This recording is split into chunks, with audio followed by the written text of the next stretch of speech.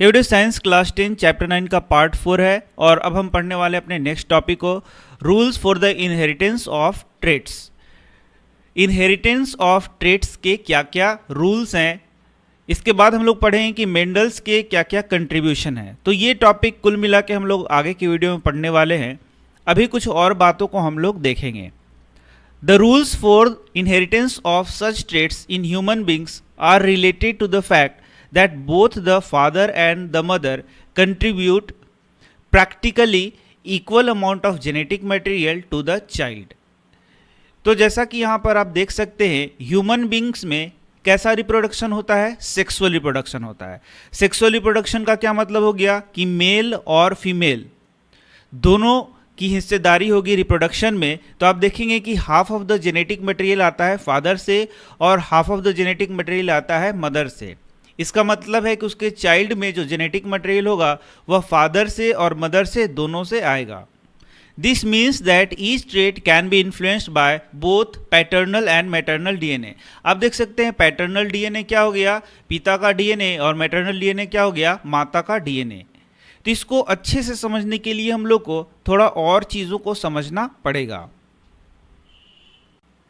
तो यहाँ पर मैं आपको समझाने की कोशिश कर रहा हूँ। आप देख सकते हैं ये है फादर और ये है मदर। तो यदि सेक्सुअल रिप्रोडक्शन होता है तो फादर और मदर दोनों का क्रोमोसोम आपस में मिलेगा। जैसे कि आप जानते हैं कि फादर से स्पर्म का फॉर्मेशन होगा और मदर से ओवम का फॉर्मेशन होगा। तो स्पर्म में 23 क्रोमोसोम होंगे और मदर का जो ओवम है उसमें 23 क्रोमोसोम होंगे, और इसी क्रोमोसोम में जेनेटिक मटेरियल होगा डीएनए। तो आप देख सकते हैं यहाँ पर 23 क्रोमोसोम फादर से आया और 23 क्रोमोसोम कहाँ से आया? मदर से आया। इसका मतलब आधा जो क्रोमोसोम है उसका जो जेनेटिक मटेरियल है किसी बेबी का वह फादर की ओर से आ रहा है, यहाँ पर आप देख सकते हैं, और आधा जो क्रोमोसोम है वह कहाँ से आया? मदर की ओर से आ रहा है। और इस प्रकार से ये 46 क्रोमोसोम होगा, जो कि हम लोग क्या बोल रहे हैं, इसमें डीएनए होगा जो कि क्या है? जेनेटिक मटेरियल है। और इस प्रकार से फिर बेबी का फॉर्मेशन आपका होगा। ये जाइगोट बना, जाइगोट में ही डेवलपमेंट होकर क्या बनेगा? बेबी बनेगा। तो आप देख सकते हैं कि ये जो बच्चा है इसका जो कैरेक्टर है उसको इन्फ्लुएंस कौन कर रहा है? तो डीएनए कर रहा है, जो हम लोगों ने पढ़ा है जेनेटिक मटेरियल। और ये डीएनए आया कहाँ से है? आधा आया है फादर की ओर से और आधा कहाँ से आया है? मदर की ओर से। मतलब मान लीजिए कि कोई एक कैरेक्टर है, तो उस एक कैरेक्टर को, जैसे कि मान लीजिए उस बच्चे का लंबाई है, तो उसको कौन हैंडल कर रहा है? रेगुलेट कर रहा है। तो वो यहाँ आप देख सकते हैं कि फादर का आधा जीन है और आधा जीन कहाँ का है? मदर का। या फिर बोले आधा डीएनए तो फादर से है और आधा डीएनए कहाँ से आया है? मदर से आया है। तो वो दोनों मिल के उस गुण को रेगुलेट कर रहे हैं, उस गुण को उस बच्चे में ला रहे हैं। तो इस प्रकार से आप देख सकते हैं यहाँ बताया भी गया है आपके। तो आप देख सकते हैं यहाँ पर लिखा गया है both the father and mother contribute practically equal amount of genetic material to the child. कि सेक्सुअल रिप्रोडक्शन में एक चाइल्ड में जो गुण आता है उसमें माता और पिता दोनों का कंट्रीब्यूशन होता है, दोनों के जेनेटिक मटेरियल आते हैं। This means that each trait can be influenced by both paternal and maternal DNA. इसका क्या मतलब हुआ कि हाफ क्रोमोसोम कहाँ से आया? फादर की ओर से आया, और आधा क्रोमोसोम किधर से आया? मदर की ओर से। मतलब कि क्रोमोसोम में डीएनए मैंने आपको पहले ही बता दिया। इसका मतलब जो फादर है उससे भी कुछ डीएनए आ रहा है और जो मदर है उस साइड से भी कुछ डीएनए आ रहा है। तो प्रत्येक ट्रेट को, प्रत्येक गुण को ये दोनों पिता और माता दोनों के डीएनए उसको क्या करेंगे? इन्फ्लुएंस करेंगे, या फिर क्या बोलेंगे? प्रभावित करेंगे। तो आप देख सकते हैं for each trait there will be 2 versions in each child. जैसे कि मान लीजिए हाइट एक हम लोगों ने क्या ले लिया? ट्रेट ले लिया, तो उसके 2 वर्जन हो गए। क्या वर्जन हो गए? कोई लंबा हो सकता है तो कोई क्या हो सकता है? नाटा। तो ये 2 वर्जन हो गया। तो यही यहां पर बोला गया है each trait, for each trait there will be 2 versions in each child. What will then the traits in the child be. तो अब यह प्रश्न हो गया कि हाइट का मान लीजिए कि 2 वर्जन हो गया, एक हो गया टॉलनेस और दूसरा क्या हो गया? डॉर्फनेस। तो पिता की ओर से आया टॉलनेस और माता की ओर से आया डॉर्फनेस। तो उसका बेबी जो है वह कैसा होगा? टॉल होगा कि डॉर्फ होगा? ये बात मेंडल ने फिर बताया। मेंडल सीबॉक्स worked out the main rules of such inheritance. तो मेंडल ने रूल्स ऑफ इनहेरिटेंस को यहाँ पर दिया है, जो कि हम लोग आगे पढ़ेंगे। And it is interesting to look at some of his experiments from more than a century ago. तो इसको हम लोग आगे की वीडियो में पढ़ने वाले हैं। अभी मैं इसी से रिलेटेड एक और टॉपिक आपको बता रहा हूँ, सेक्स डिटर्मिनेशन। तो अभी मैं आपको यही बता रहा था कि आधा जो कैरेक्टर है, या फिर बोलें कि आधा जो जेनेटिक मटेरियल है वह फादर से है और आधा जेनेटिक मटेरियल किससे आ रहा है, मदर से आ रहा है, और दोनों के मिलने से ही फिर बेबी का फॉर्मेशन हो रहा है। तो अब ये जो बेबी में जो क्रोमोसोम है वह फादर से भी आया है और मदर से भी आया है। तो आप देख सकते हैं इसको इस प्रकार से हम लोग यहाँ देख सकते हैं। यहाँ पर आप देख सकते हैं कि ये 46 क्रोमोसोम है, ये 22 पेयर आप देख सकते हैं इस प्रकार से है, और ये दो यहाँ पर X और Y क्रोमोसोम है, इसको बोलते हैं X क्रोमोसोम और इसको क्या बोलते हैं, Y क्रोमोसोम। तो ये जो आधा क्रोमोसोम है, मतलब यहाँ आप देख सकते हैं दो जोड़ी है, तो एक कहाँ से आया है, पिता के साइड से, एक कहाँ आया है, माता के साइड से। एक पिता के साइड से और दूसरा क्या है, माता के साइड से। मतलब हाफ ऑफ द क्रोमोसोम कहाँ से आए हैं, फादर की ओर से, और हाफ ऑफ द क्रोमोसोम कहाँ से आए हैं, मदर की ओर से। तो ये जो बेबी है उसमें 46 क्रोमोसोम आप देखेंगे इस प्रकार से, तो आधा आए हैं पिता की ओर से और आधा आए हैं माता की ओर से। तो मान लीजिए कि बेबी फीमेल है, तो जैसे मैंने आपको सेक्स क्रोमोसोम बताया, सेक्स क्रोमोसोम X और Y हैं, तो इसमें 22 क्रोमोसोम इस प्रकार से होंगे, आप देख सकते हैं इस प्रकार से, या फिर मैं ऐसे बोलूँ 44 क्रोमोसोम इस प्रकार से है आपका। और यदि उस बेबी में X और X क्रोमोसोम है तो वह बेबी क्या है, फीमेल।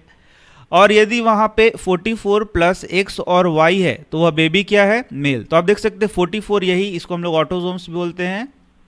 और साथ में ये XX यदि आ गया तो इसको हम लोग क्या बोलेंगे, फीमेल।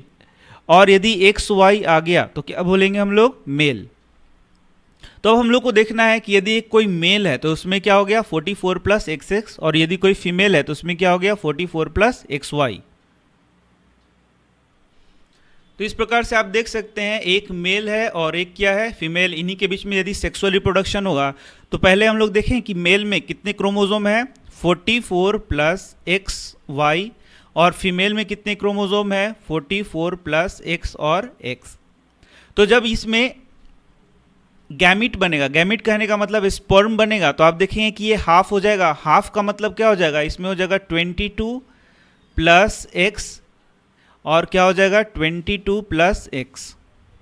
इस प्रकार से ये स्पर्म है, ये क्या है, स्पर्म। इसका मतलब जो स्पर्म बन रहा है उसमें क्रोमोसोम क्या हो गया 23, लेकिन ये जो X और Y है ये जो दोनों क्या हो जाएंगे, अलग। यानी कि एक में आ गया X तो दूसरे में क्या हो जाएगा, Y, इसको Y कर देते हैं इस प्रकार से।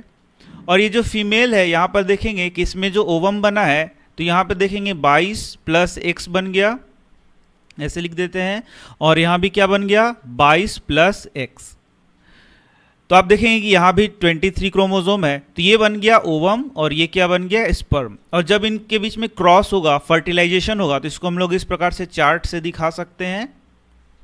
तो आप देख सकते हैं ये मेल है, तो मेल को इधर हम लोग यदि लिख दें तो यहाँ पर लिखेंगे 22 प्लस X और 22 प्लस X हो गया।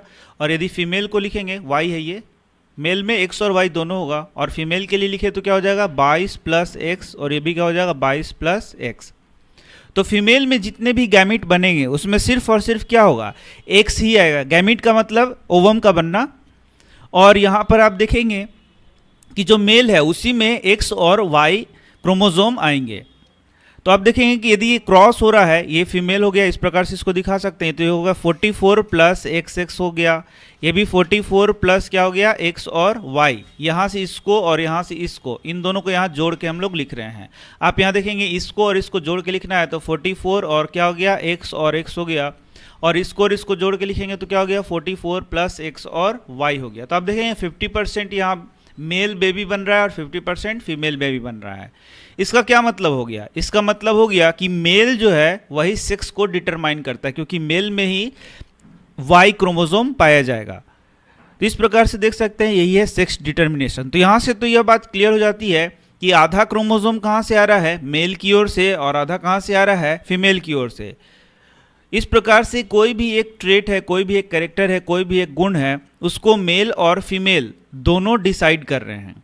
कि उस बच्चे में कौन सा गुण आएगा, इसको मेल का भी क्रोमोसोम इन्फ्लुएंस करेगा, प्रभावित करेगा, और फीमेल का भी क्रोमोसोम इन्फ्लुएंस करेगा और प्रभावित करेगा, क्योंकि उस बच्चे में माता और पिता दोनों के गुण आ रहे हैं, कैरेक्टर आ रहे हैं, और किस रूप में आ रहे हैं, क्रोमोसोम के रूप में आ रहे हैं। और हम लोगों ने पढ़ रखा है कि क्रोमोसोम में क्या होता है, डीएनए।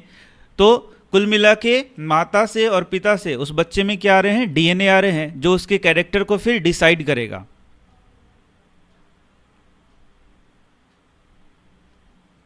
तो आप देख सकते हैं यही है सेक्स डिटर्मिनेशन। आप इसको खुद से ही पढ़ सकते हैं, क्योंकि ये वही बात बताई गई है जो मैंने आपको बताया। तो आप देख सकते हैं यहाँ पर ये मेल है और ये क्या है, फीमेल है।